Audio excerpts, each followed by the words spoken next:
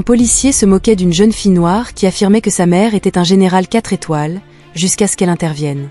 Tout le monde ment pour se tirer d'affaire, ma fille, mais prétendre que ta mère est un général 4 étoiles, c'est vraiment pathétique.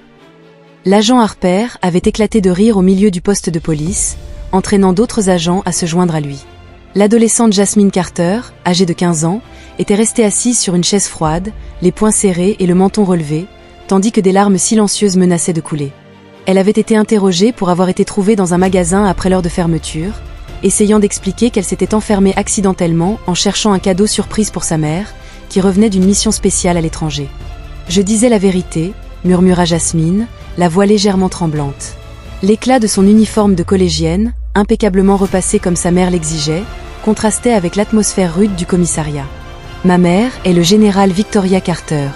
Appelez-la. » L'agent Harper se pencha vers elle, presque à toucher son visage. « Écoute, en 25 ans de carrière, je n'ai jamais vu une femme noire atteindre ce rang. Pourquoi ne pas dire la vérité et arrêter de me faire perdre mon temps ?» Jasmine prit une profonde inspiration, ses mains tremblant légèrement. Ce n'était pas la première fois qu'elle entendait ce genre de choses. À l'école, ses camarades de classe doutaient également. Les professeurs l'interrogeaient subtilement lorsqu'elle mentionnait la carrière de sa mère dans ses dissertations. Mais l'entendre de la bouche d'un policier dans un commissariat, alors qu'elle était seule et effrayée, était différent. C'était comme si le monde entier conspirait pour effacer l'existence de la personne qu'elle admirait le plus. Son téléphone portable avait été confisqué dès son arrivée. Le sac à dos contenant le cadeau soigneusement choisi, une réplique miniature du premier char d'assaut commandé par sa mère, reposait sur la table comme preuve d'un crime qu'elle n'avait pas commis. Un crime qui n'existait même pas. « Je te donne une chance, ma fille. Appelle une vraie personne avant que je ne te mette dans une cellule pour mineurs pour intrusion et tentative de vol, » dit-il en lui lançant un téléphone fixe. « Je ne connais pas le numéro par cœur. »« Il est sur mon portable, » répondit Jasmine, le regard fixé sur ses chaussures. « Bien sûr que non, » se moqua-t-il en levant les yeux au ciel. « Alors, on va attendre que votre général se pointe. » Ce que l'agent Harper ignorait, c'est qu'à ce moment précis, un convoi de 3 SUV noirs s'arrêtait sur le parking du commissariat. Ce qu'il ne savait pas, c'est que son nom avait déjà été mentionné dans un appel entre le Pentagone et le commissaire de police. Ce qu'il n'aurait jamais pu prévoir, c'est que son petit royaume d'arrogance allait s'effondrer en quelques minutes. Jasmine leva les yeux en entendant le bruit des portes qui se fermaient à l'extérieur. Pour la première fois depuis son arrivée au commissariat, un léger sourire se dessina sur ses lèvres. Si cette histoire vous a déjà captivé, n'oubliez pas de vous abonner à la chaîne pour suivre le déroulement de cette confrontation qui changerait à jamais la perception de l'officier Harper sur l'autorité, le respect et les préjugés. Après tout, qui était cette femme qui venait d'arriver et quelle serait la rencontre entre l'un des plus hauts gradés des États-Unis et un policier qui venait de franchir une ligne qu'il n'aurait jamais dû franchir?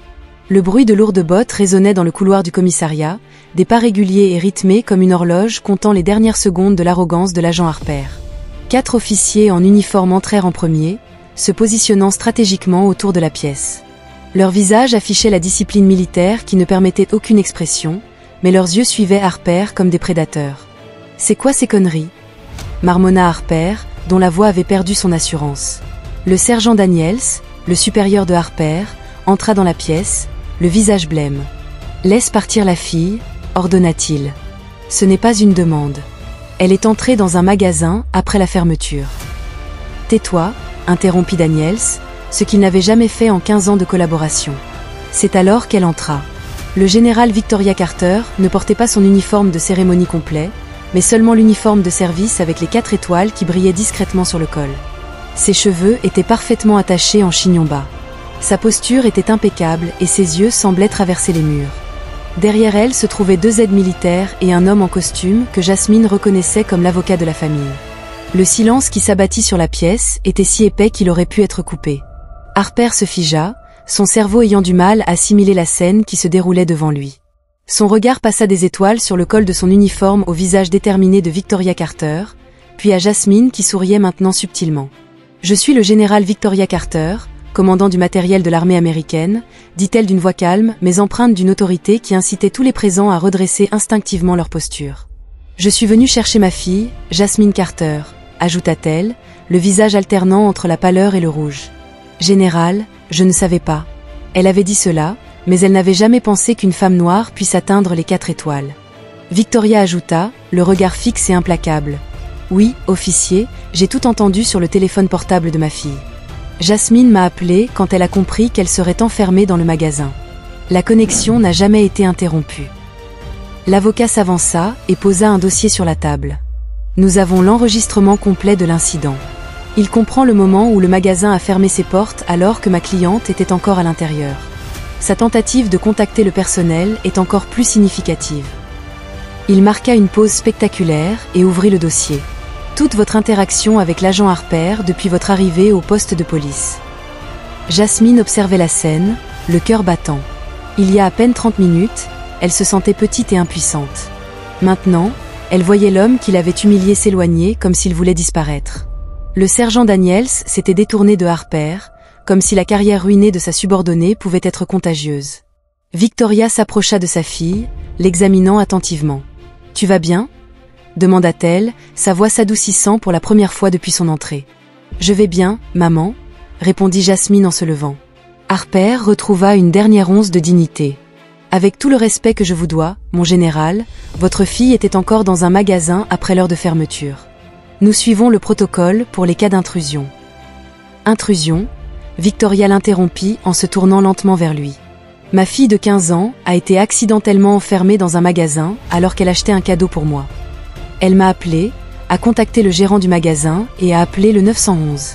Vous avez réagi en la menottant, en confisquant son téléphone, en ignorant ses droits légaux à un appel téléphonique et en la soumettant à une humiliation fondée sur des préjugés raciaux. » L'avocat ajouta, sans parler de l'interrogatoire d'une mineure sans la présence d'un tuteur ou d'un avocat, ce qui constituait une violation d'au moins 5 procédures standards.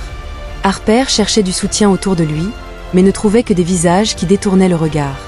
Même le sergent Daniels fixait intensément sa propre chaussure. « Ce n'est que le début de ton cauchemar, Harper, » dit Victoria, la voix basse pour qu'il soit le seul à l'entendre. « Tu n'as pas seulement humilié ma fille. Tu as exposé tout le commissariat et toute la ville à un procès qui fera disparaître ta carrière plus vite que tu ne peux l'imaginer. » Jasmine ramassa son sac à dos, où se trouvait encore le cadeau pour sa mère. Alors qu'il se préparait à partir, Harper fit un dernier pas désespéré. « Général Carter, » dit-il d'une voix presque suppliante, « nous pouvons régler cela en interne. Ce n'était qu'un malentendu. Nous n'avons pas besoin d'impliquer la presse ou les tribunaux. » Victoria s'arrêta dans l'embrasure de la porte et se retourna lentement. Son regard était le même que lorsqu'elle commandait des troupes en situation de guerre. « Officier Harper, pensez-vous vraiment que c'est la première fois que quelqu'un doute de mon grade à cause de ma couleur, ou que c'est la première fois que ma fille est confrontée à ce genre de préjugés ?» Le silence qui suivit fut sa réponse.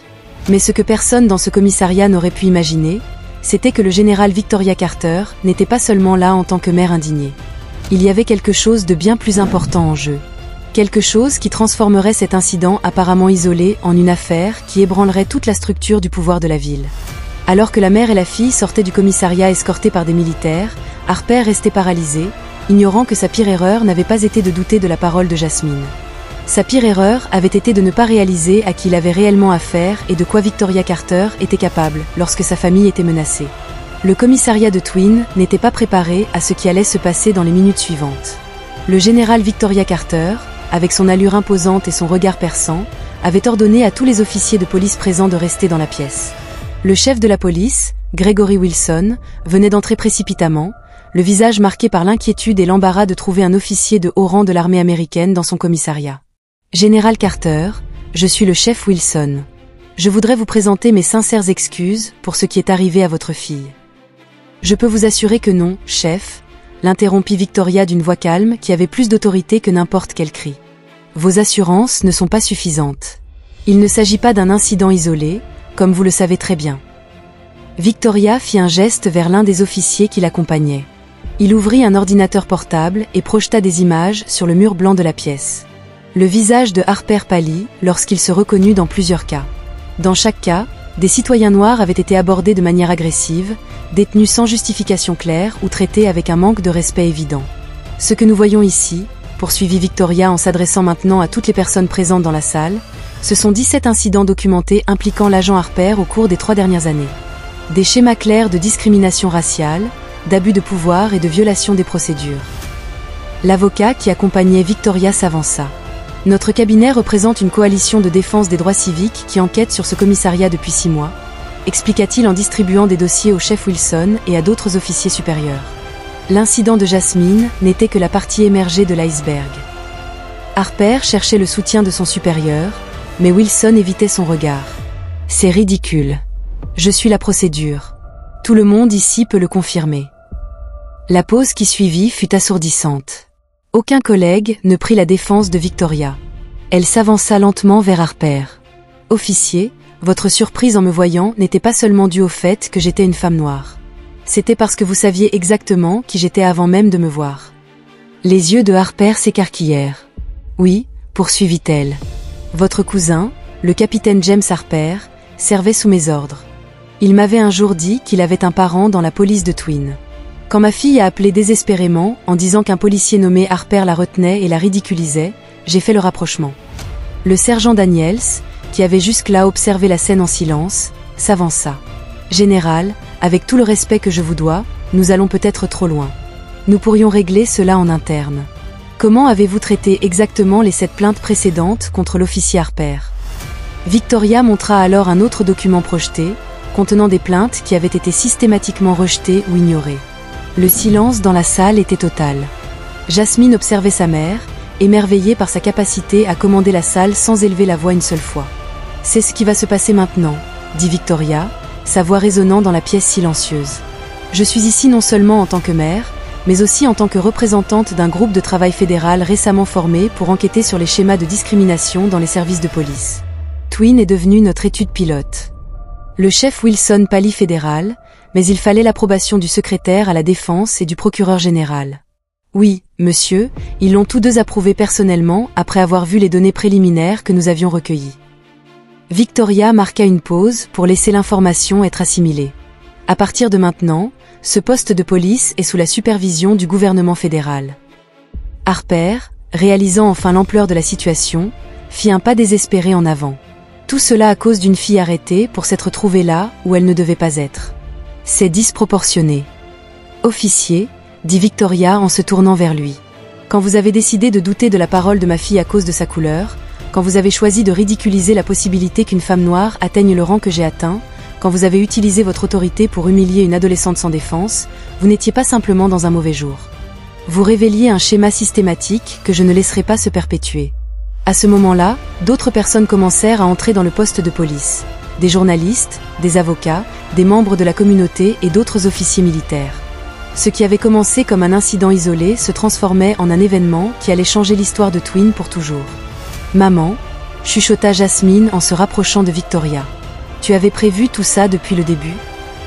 Victoria regarda sa fille, ses yeux s'adoucissant un instant. « Non, ma chérie, mais j'ai appris à l'armée que lorsqu'une opportunité stratégique se présente, il faut la saisir. » Elle baissa la voix pour que seule Jasmine puisse l'entendre. « Nous cherchions depuis des mois un moyen d'intervenir dans ce commissariat. Vous veniez de nous donner l'échappatoire parfaite. » Harper regarda impuissant les caméras apparaître et les micros se positionner. L'enquête qui allait commencer ne concernait pas seulement lui ou cette nuit-là. Il s'agissait de décennies d'injustice qui allaient enfin être révélées. Ce que Harper ne réalisait pas, cependant, alors qu'il voyait sa carrière s'effondrer sous ses yeux, c'était que Victoria Carter n'était pas seulement là en tant que générale ou membre d'un groupe de travail. Ce qu'il ne savait pas, c'est que Twin avait une histoire personnelle avec la famille Carter. Une histoire enterrée depuis 20 ans, qui était sur le point de ressurgir comme un fantôme du passé que personne dans ce commissariat n'était prêt à affronter. 3 semaines plus tard, le commissariat de Twin Oak était méconnaissable. Là où il y avait eu de la négligence et des préjugés, il y avait désormais de la vigilance et de la discipline. Le groupe de travail fédéral dirigé par le général Victoria Carter avait mis au jour un système de corruption et de discrimination qui s'étendait bien au-delà de l'agent Harper. Dans une salle de conférence du centre civique, Victoria observait le nouveau chef de la police, une femme noire nommée lieutenant Rebecca Jordan, récemment promue à la suite des enquêtes, qui coordonnait une réunion avec les dirigeants de la communauté. La transformation était palpable, mais pour Victoria, cette victoire avait des racines beaucoup plus profondes et douloureuses. « Je pense qu'il est temps », dit Victoria à Jasmine qui feuilletait un vieil album de photos. « Ils ont besoin de connaître toute la vérité. » Jasmine acquiesça, réalisant le poids de ce moment. Elles se dirigèrent toutes les deux vers le centre de la pièce et le bruit s'arrêta immédiatement. Beaucoup d'entre vous se demandaient pourquoi nous avions choisi Twin pour notre première intervention fédérale, commença Victoria, la voix ferme mais chargée d'une émotion contenue. La vérité, c'est que cette ville avait une dette envers ma famille qui n'avait jamais été reconnue. Elle fit un geste vers Jasmine qui projetait une photographie sur le mur. Un jeune homme noir souriant, en uniforme militaire. Voici Marcus Carter, mon jeune frère. Il y a exactement 20 ans, il avait été arrêté dans ce même commissariat pour un prétendu vol qu'il n'avait jamais commis. Victoria marqua une pause, laissant ces mots pénétrer la pièce silencieuse. Il avait été retrouvé mort dans sa cellule le lendemain matin. Le rapport officiel faisait état d'un suicide. Aucune enquête n'avait été menée. Un murmure parcourut la salle. Les visages pâlirent, surtout chez les policiers chevronnés. Je venais d'obtenir mon diplôme de l'académie militaire. J'avais promis à ma mère qu'un jour, j'y retournerais et que je ferais justice. Chaque étoile que j'avais gagnée, chaque poste que j'avais occupé m'avait rapproché de ce jour. Victoria regarda directement son ancien patron Wilson, qui avait été rétrogradé après que des enquêtes avaient révélé son rôle dans la dissimulation de plusieurs cas d'abus. Lorsque ma fille a appelé de ce magasin en prononçant le nom de Harper, j'ai su que le moment était venu. L'ancien policier Harper, qui portait désormais des vêtements civils et pas d'insigne, était présent dans le cadre de son processus de réintégration dans la communauté. Une condition de l'accord de plaidoyer qui avait évité son arrestation en échange d'une coopération totale dans les enquêtes. « Je n'ai jamais su pour votre frère », avait déclaré Harper, la voix brisée, méconnaissable par rapport à l'arrogance d'il y a quelques semaines. Mais cela ne justifiait pas la façon dont j'ai traité votre fille. Victoria s'était déplacée jusqu'à ce qu'elle soit face à lui. Vous avez raison, cela ne le justifie pas. Mais votre volonté de changer, d'affronter vos préjugés et de travailler pour les réparer, c'est ce qui fait la différence maintenant. Jasmine regarda sa mère avec une admiration renouvelée. Pendant des années, elle n'avait vu que le général, forte, inébranlable, disciplinée. Maintenant, elle voyait aussi la sœur qui avait porté une douleur silencieuse pendant 2 décennies, la canalisant non pas dans la vengeance, mais dans la transformation. Twin Oak ne sera pas définie par son passé, poursuivit Victoria en s'adressant à tout le monde. Elle sera définie par ce que nous ferons à partir de maintenant. Mon frère croyait que les systèmes peuvent changer lorsque des personnes courageuses refusent d'accepter l'injustice comme normale. Le programme de réforme de la police mis en œuvre à Twin allait devenir un modèle national dans les années suivantes. Après avoir suivi une formation approfondie en matière de lutte contre le racisme et de justice réparatrice, Harper consacrerait sa vie à parler des dangers des préjugés institutionnalisés dans les écoles de police. En sortant du centre municipal, Jasmine avait enfin offert à sa mère le cadeau qu'elle avait acheté cette nuit fatidique. Une réplique miniature du premier char d'assaut commandé par Victoria, sur laquelle était gravée une plaque à sa mère qui avait enseigné au monde qu'il ne faut pas juger un livre à sa couverture. Victoria serra sa fille dans ses bras, s'autorisant à pleurer ouvertement pour la première fois depuis des années. « Marcus serait si fier de toi », murmura-t-elle. « De nous deux », corrigea Jasmine, « tu as transformé ta douleur en but, maman, et tu m'as appris que la vraie force n'est pas de ne jamais tomber, mais de se relever et d'aider les autres à se relever aussi. » Ce soir-là, alors que mère et fille marchaient main dans la main sous les étoiles de Twin, ville en voie de guérison, une vérité s'imposa à tous ceux qui avaient été témoins de leur parcours. Il suffit parfois d'une seule personne qui refuse d'être réduite au silence pour déclencher une vague de changement qui touche des générations entières. Car les préjugés prospèrent dans le silence confortable des privilégiés, mais s'étiolent face au courage déterminé des personnes résilientes. Et lorsque quelqu'un ose remettre en question son humanité, sa vérité ou sa valeur, la réponse la plus puissante n'est pas la haine ou la vengeance. C'est de transformer ce défi en carburant pour des changements que même leurs oppresseurs n'auraient pas imaginé possibles. Si cette histoire vous a touché au cœur et vous a fait réfléchir à la façon dont de petits actes de préjudice peuvent cacher de plus grands systèmes d'injustice, laissez un commentaire, partagez vos expériences et n'oubliez pas de vous abonner à la chaîne pour plus d'histoires qui non seulement divertissent mais aussi inspirent un réel changement dans le monde qui nous entoure.